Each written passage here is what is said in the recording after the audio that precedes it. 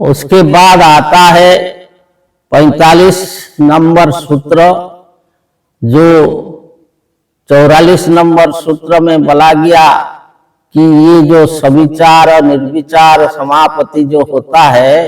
वो सूक्ष्म विषय होता है, सूक्ष्म विषय का रहस्य खुल जाता है। तो उसके बारे में जब 45 नंबर सूत्र में बताते हैं कि सूक्ष्म विषयं चालिंग पर्यवसानम, सूक्ष्म विषयं च अलिंग पर्यवसानम, कि जो सूक्ष्म विषय है और सूक्ष्म विषय क्या है कि जो स्थूल विषय है, स्थूल विषय में जो शब्दार्थ ज्ञान के द्वारा जो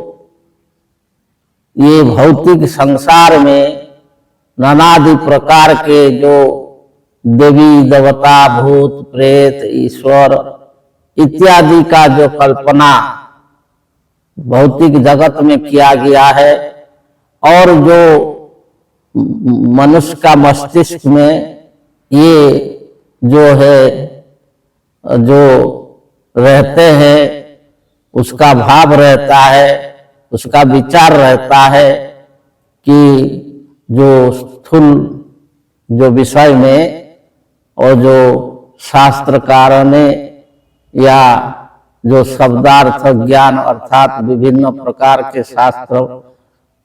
में और अनेक प्रकार के जो व्याख्यान में, जो अनेक प्रकार के जो विधि विधान में जो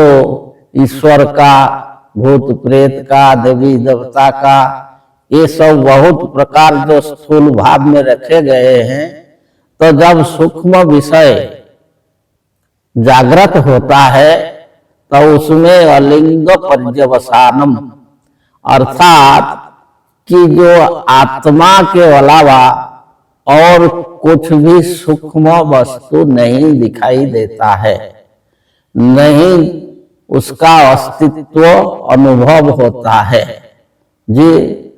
अणु से अणु परमाणु से परमाणु जब तक जो है अणु अणु का अंत हो जाता है, उसके आगे वो कोई भी किसी भी अणु नहीं रहता है, तो उसको जो है यही आत्मा ही होता है। आत्मा के अलावा और कुछ परमाणु या कोई अणु नहीं रहता है, तो उसको जो है बोला जाता है लिंग। तो वही जो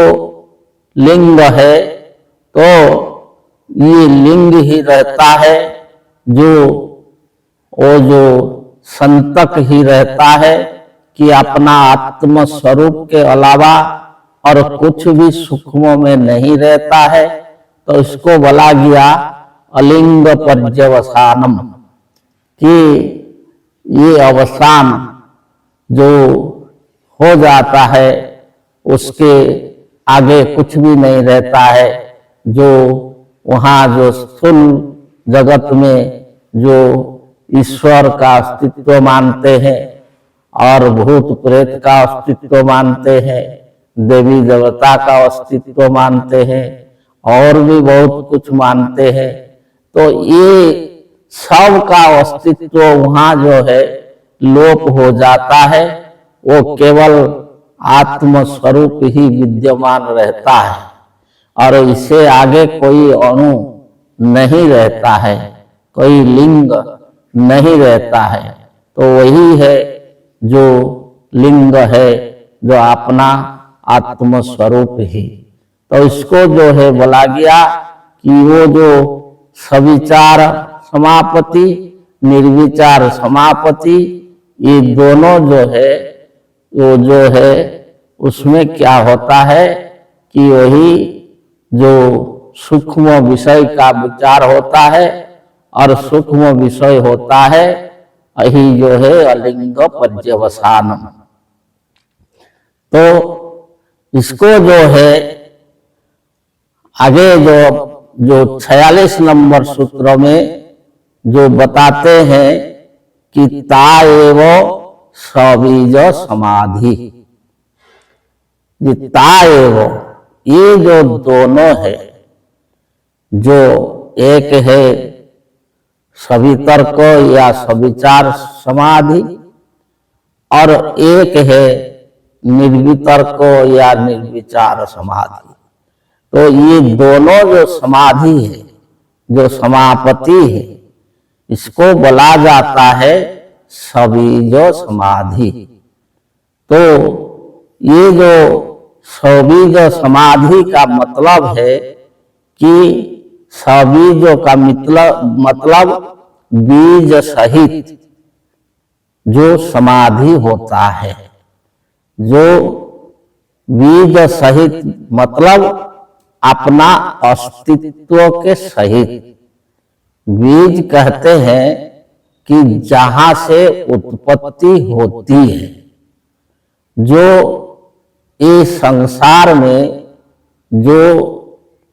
सारे जो जीव हैं, जितने भी जीव हैं, इस संसार में दो तत्व होता है, एक जड़ होता है और एक चेतन होता है।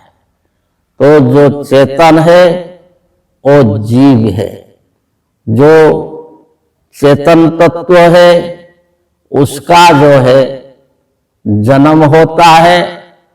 वो शरीर धारण करता है और फिर जो है ये शरीर को त्याग करके सूक्ष्म को जाता है। वो सूक्ष्म में स्थूल को आता है और स्थूल से सूक्ष्म को जाता है। इसके आगे बताएंगे। जय।